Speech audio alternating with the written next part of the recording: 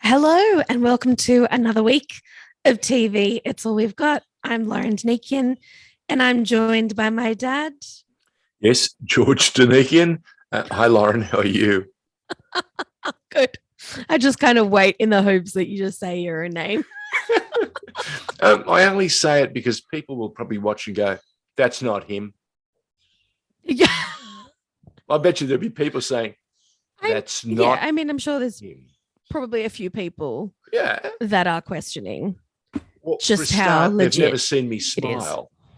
You think about it. Oh, For the better part of 40 that's true. years, I never smiled on television, and there was a legitimate reason. Yeah. There's nothing Yeah, funny it's about the serious news. business. Well, exactly. Correct. So Yeah. that's why this is good, because this gives you an opportunity to, explore that side of yourself and let everybody else know too that you can be fun and laugh and enjoy things in life. But that's only because my daughter makes me do all of that sort of stuff. Oh, well, it helps. It's just a bit of fun. It is. It's been a lot of fun since we started doing it nearly a year ago now. Can you believe we've been doing it that long? I mean, it hasn't been a year yet. Oh, hasn't it? We're still very, very early. Oh, so because we started. Well, because hang on, we've probably done. Well, this is like coming up to our 21st episode. Okay, so a year's 50 odd weeks. Okay, so it's not going to happen. Yeah. So okay, we're halfway through our first year. How good's that? Yeah. Perfect. Perfect. So we had two totally different shows this week that we gave each other. So I gave you Cheer, which is on Netflix. I was very worried when you went and said to me, you're going to do a doco. Yeah. I prefer to make them. I don't prefer to watch them. Well, that's not true. I do love watching a good doco. This is different, and it's controversial. And it's controversial for a host of different reasons. Did you get them all? Probably not. For me, it's a really big learning experience, right? Like I've never really been involved in like team sports growing up. I did netball for a little bit, but it wasn't anything amazing. But wait. Did you not go on a sabbatical to America, to Texas? Yeah. And did you not have to be a sort of counselor? Yeah. And didn't but I feel like didn't that include a team environment? Yeah. But I just feel like in terms of sports, like that's competitiveness. Oh, intense. That I never really had to deal with. I mean, it was a dancing, but I never really took much notice of it. Do you know what I mean? Like I wasn't one of the kids that was getting involved. When you were at Brent Street, I was just wasn't there some being of that? me. Yeah. I mean, I remember one of the first dances that I got there, I got a solo and everyone was mad about it. And I was like, I'm sorry. Like, what are you going to do? Do you know what I mean? Like, I didn't ask for the solo. I was given the solo because I could dance. You mean to tell me they were all grumpy and they wanted it and they wondered why you got the solo. It? Oh. So, yeah. And so there was aspects of this that I was watching that I could completely relate to. Yeah. And then there was other parts of it where I was just like, you people are insane. Yeah. Like how, especially, so Cheer, for people that haven't seen it, is a documentary about a school in Texas called Navarro College. And they have a cheer team. Yeah. Cheer and dance team, isn't it? Cheer and dance. Yeah. Well, they call it cheer, but there is a bit of choreography involved. Yeah. But the main focus kind of ends up being on like 5 main kids and then the coach, and how whatever happens to this team affects the town. And a lot of people want to go to this college just because of the name that it's got, because of the cheer squad. Yeah, because of the achievements of the cheer squad. Yes. And what they've done in the past. They've won national titles. And for little towns in America, or any little towns anywhere, when you do something special, reputations are made. Yeah, absolutely. And also lost. Yes. Yeah, for every winner, there's a loser. Did you watch? Yes, that's right. So did you watch season 1? Yep. Okay. You haven't watched season 2? No, I started 3 in. You have started? 3 in. Okay. Yep. Yeah. Okay. Very interesting. Because it is very interesting. And what is interesting is that a lot of drama has ensued for season 2, which is why there's a bit of hype around it, especially with it coming back to Netflix, because there is an issue with one of the cheerleaders that became like worldwide news that they address in the second season. In fact, Channel 9's Today Show host she was a guest, and she's taken a camera crew over because they wanted to do more of the story, to get behind the scenes. Yeah. So very interesting to see how Australia was included in what is seriously presented an American documentary about American schools and American championship cheer schools. So heavy competition, big story, big egos. Yeah. But you have to be, right? Like, that was something that I guess it does make sense in terms of the showmanship and the craftsmanship. You really have to be 110% about who you are and what your talents are. Pause. There is no such thing as 110%. We can only give 100. Well, these kids, I mean, they were battered and bruised and ribs broken and ankles and still flipping. And in the opening episode, you reminded me, this kid does this fantastic spin live on stage and just misses the landing. Breaks the ankle. Oh, man. Oh, yeah. And, we were kind of just briefly talking about it before we started tonight, in that you are kind of on edge quite a lot watching this, because you are just kind of waiting for someone to fall over and hurt themselves, because that is the nature of the sport. There's a little bit of that, isn't there? It's like watching a crash. It's like watching a train wreck. You go, like, and you just have to make sure. We see it from the view of the parents and their friends watching it on TV. So you can see, it's like goggle box, right? Crazy. Yeah. Because these kids, I mean, it should definitely be said, a lot of these kids haven't been brought up that well. They've been in these awful situations where life has already failed them, right? And so they join this cheer squad and they start to develop their own sense of family, their own sense of being. And at the head of that pyramid, for lack of a better word, is Monica, who is the coach. And she really is mother hen, but could also be your worst enemy, depending on how you perform. You see, she really does love all those kids. You see how much pride can impact you. Yeah. And I appreciate your admiration for the fact that they're broken kids. And by being in this team, they have a possibility and a chance to actually build something worthwhile, which gives them the self-confidence to do more, and self-growth.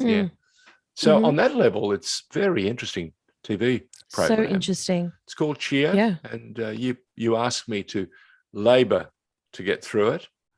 And there were bits that I labored over, but I did it through. I was watching it like this.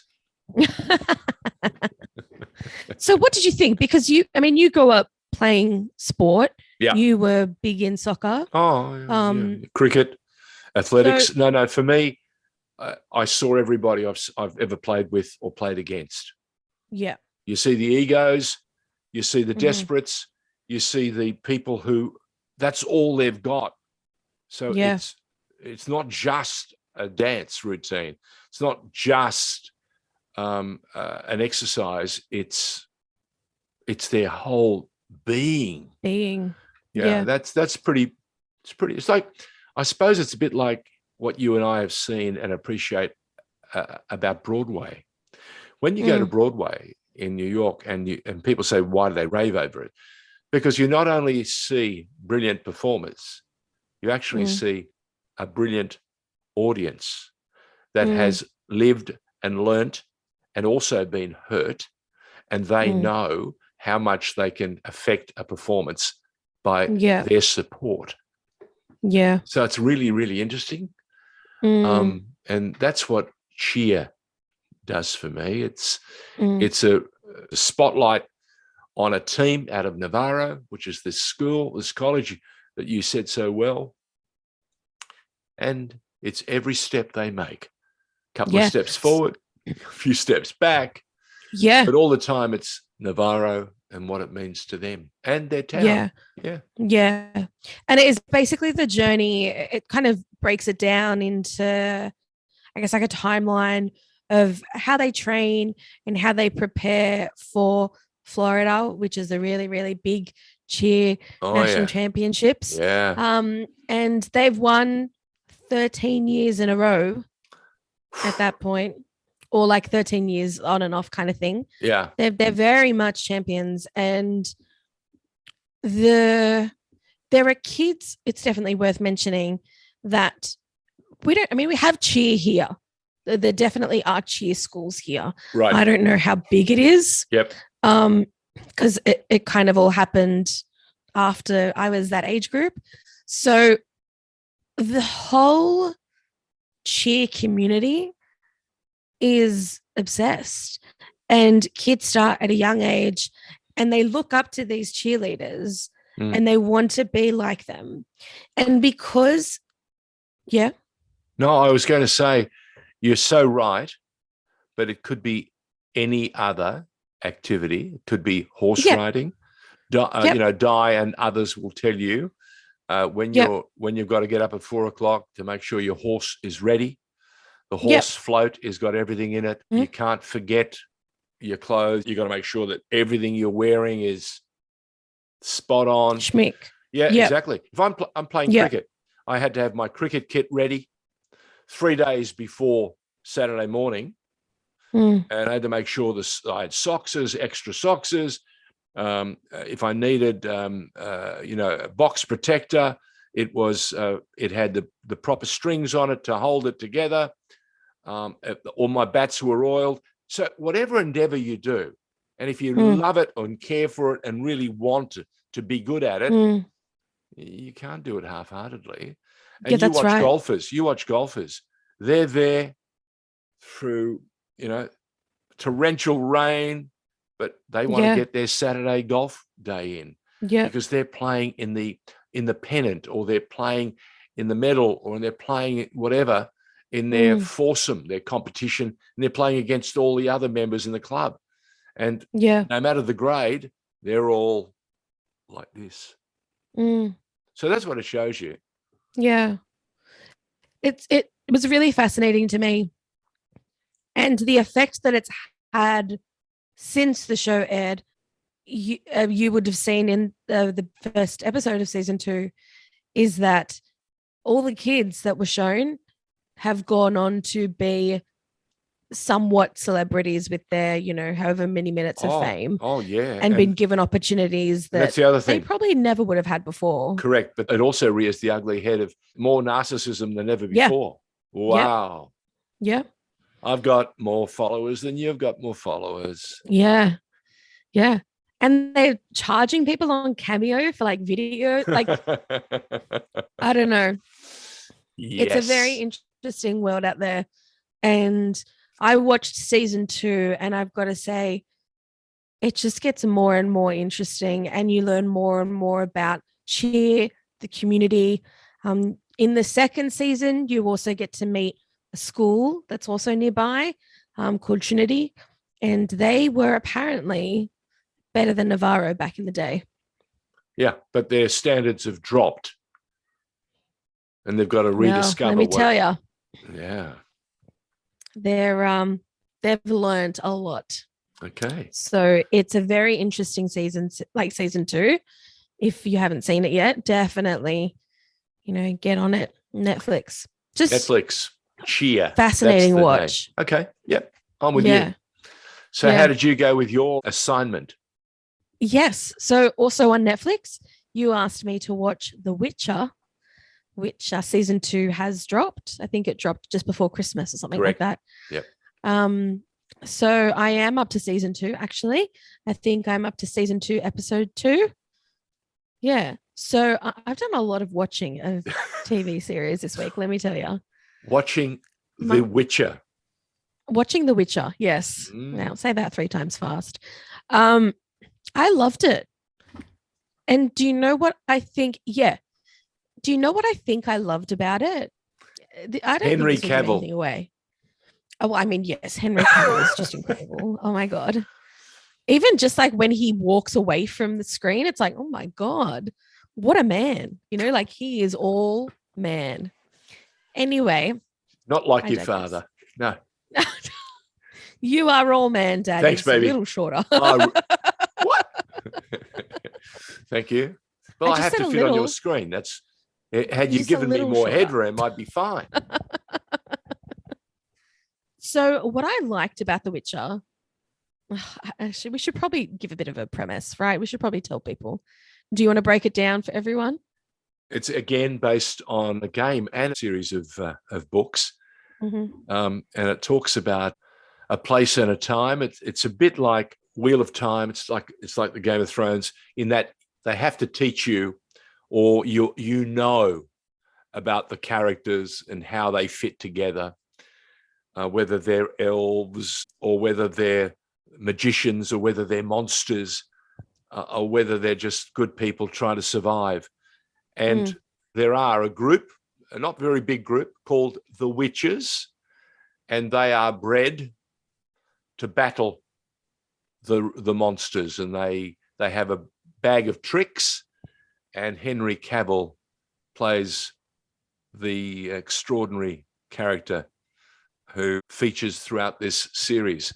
And I must say, the wig challenged me in season 1, but it's got better in season 2. But the sword play, the characters, the storytelling, again, the usage of all the new mod cons, special effects that allow us to bring very complicated imagery to the screen. They've done it almost seamlessly. Yeah. You know, and we discover all manner of new types of monsters each and every week. Yeah. We see very beautiful women. Very beautiful women. Some are mesmerizingly so. There's gore, there's sex. They don't leave too much out. It's normally the reason why HBO, why Netflix, and all these others are doing so very well, because the sugarine or saccharine sweet programs of the past that were almost too good to be true don't exist. Yeah. Unless it's WandaVision you're watching. And then people love that sort of stuff. And why do I say that? Is because you just got to watch the numbers of viewers who are following these obscure shows and making them super hits around the world. Yeah. And Henry Cavill has made a big deal about being as authentic or as true to the game or true to the book as possible. So it's killing it. Yeah. It kind of follows the story of a few different characters. What I enjoyed the most was that Henry Cavill's character, who is Geralt of Rivia. That's it. Which is amazing. Geralt. Just the whole name. I mean, you can call him Geralt, but you have to say Geralt of Rivia. It just sounds amazing. Correct. So his story is almost told backwards. Yes. You get little reveals. Yes. Yeah. So you don't really quite know his timeline. Yeah. In terms of how things are happening. Correct. Because for everybody else's timeline, it's told from younger to older. Very, very good. Very good. As far as we know. I love Ciri, Princess Ciri. Yes. Cirilla. How beautiful is she? She's stunning. But I don't think there was any unattractive females except for monsters. Well, yeah, there was one seriously crazy monster. Yeah, that one freaked me out. I know exactly which one you're talking about. The one that came down from the ceiling. Yep. Oh my God. Nope. Don't. Yep. Don't enough of that. It reminded me of The Grudge, and I just all of a sudden was like, oh, no, I can't do it. Because I'm pretty good. There are a lot of mystical kind of creatures, and they do really set the mood of like just having sound effects. You can't actually see the monster until it ends up attacking someone. Correct. Or until they want you to see it. That's in the greatest traditions of Alfred Hitchcock. What you do is you set it up. It's like a joke. You set it up. You prepare everybody. 1-2 punch. But you don't drop the punchline until you absolutely have them really right where you want them. Just when they've thought, oh, it's all right. It's safe. Yeah. That's it. That's spectacular. The monsters or the creatures that you've grown up knowing about, right? That everyone's spoken about in a whole lot of stories. But then there's these new ones that, you know, we continue to meet. And it's so interesting just how different all these creatures can be. Like the imagination, whoever wrote this book, I haven't looked into it, but the imagination on them is quite incredible. You and I have spoken about this before. The ability of a writer out of thin air to create a kingdom, to create a number of kingdoms, rich imaginations. Yeah. If you tweak and spark their interest, they're going to hang in there with you. Yeah. And if you've got an interesting story to tell, you will find the audience for it. Correct. Mind you, I still can't get with the concept that the farmer has a wife, or love, married at first sight, or the Bachelorette, or The Bachelor. Yeah. I mean, they elude me. Maybe it's because we were making real TV when all those shows were being considered. But in their own right, they are achieving some tremendous numbers, and people talk about it for ages. I don't know what that means, but it's a very interesting times. So water cooler conversation. It's something that people can go to work and go to school about and talk about the next day. Which we're losing now in this streaming world, right? Not everybody is watching free to air TV anymore. That's so you're saying to me that with these streaming services, we can rediscover the power of the water cooler. Is that what you're saying? No, we've lost the power of the water cooler. Oh yeah, well that's true because we don't. You watch your shows by yourself. Yeah, of course. And that's what it is, because you can watch it on your device. No. What I'm saying is because you can watch it on your device, because you can watch it on your iPad. Yep. You don't have to sit down in front of a big, bit of furniture, which is what the old TVs were, and the whole family sat down. Yeah. Right? Those days are evaporating or receding very, very quickly. And there are very few people actually, unless it's sport, where they'll sit down to watch the America's Cup, or they watch the Melbourne Cup, or they watch some football. Mostly people are watching it on their device. Yeah. Oh my God, what's happening here? So, so of course, very hard to do the water cooler. Yeah, but with so many choices. Yeah. You can't just go in and say, well, I mean, unless it's Squid Game or something, that everybody has seen by now. Good response. Well, you see, you and I have taken the water cooler to Zoom. Yeah. And we've created a podcast called TV. It's All We've Got. And this is our water cooler moment. This is how we hope we haven't bored you with too much of it. But we do it each and every week, and it's available just about on any podcast site. My daughter tells me, and the reason she tells me is she does all the production. Don't you, darling? Yeah. Yeah, I do. Yeah. Sing the song, edit the moods, and deliver. Yeah, I do it. Don't know. It's crazy. I've never been able to do it before, let me tell you. Definitely learned on the job. See what a good old COVID pandemic can do? Yeah. So true. So true.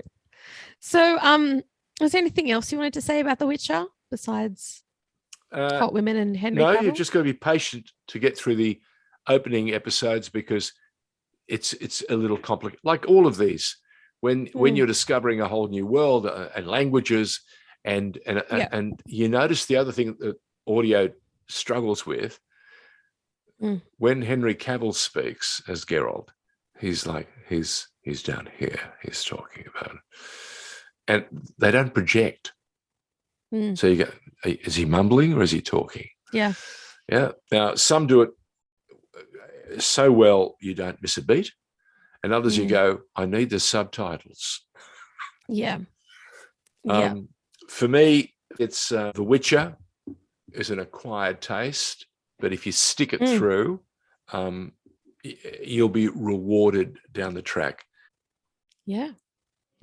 So what have you got for me next week? Well, I thought long and hard.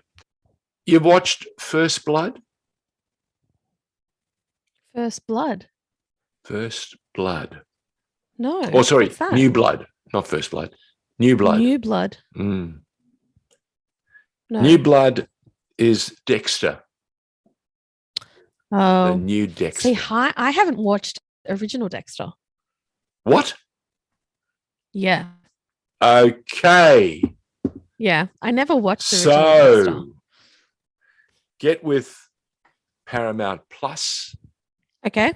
And check out Dexter. Okay. Oh my God. I cannot believe you're going to fall in love or you're going to fall out. Okay. That's the challenge. Okay. So Dexter for you on Paramount Plus. Okay. What you got for me? Actually, I didn't really know what I was going to give you this week. But since we were having a conversation, something popped into my brain. And I think it's a really, really good opportunity to make you watch it. What is it? Excuse me. In the vein of... Don't say RuPaul. No, it's not RuPaul. Oh, thank you. It's not RuPaul. Right. I have come to accept the fact that you will never watch it. Well, no, which I is will watch a big it. disappointment to me. No, I will watch it, but I've got to get in the mood. Yeah. We've got to ease you into it. Baby steps. Ease me. Yes, exactly. We've got to ease you into it. Exactly. Okay. So what do you got? What I was saying, in the vein of you not being able to get into The Bachelor, The Bachelorette, all these shows, I want you to watch Unreal. What? Unreal. What's Unreal? Now, it's an oldie. It's not too old, but it's a few years old. It is on Stan. And it is a behind the scenes. Yeah. It is basically a behind the scenes look at The Bachelor, but it is a TV series. So you get to see producers. You're being really cruel. But it's not. It's based on, maybe I should put it this way. It's on the set of a Bachelor season, not the real Bachelor, a made-up Bachelor. Right? Unreal. It's more about the producers and the behind-the-scenes take on what happens on these reality shows. Okay. And it is very good. Okay. Very good. So, Unreal on Stan for me. On Stan. Yeah. And you go straight to Paramount Plus to see Dexter. You're so brave. So are you. Thank you, darling. We got through cheer this week, so we're good. Correct. Yeah. Until next week. TV. Yes, love you and leave you. It's all we've got. TV. It's all we've got.